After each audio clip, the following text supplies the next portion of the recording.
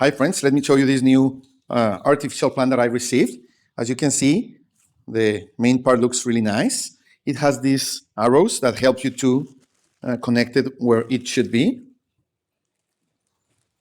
And let me show you how it looks once we open it, okay? Of course, you have to open it a little bit.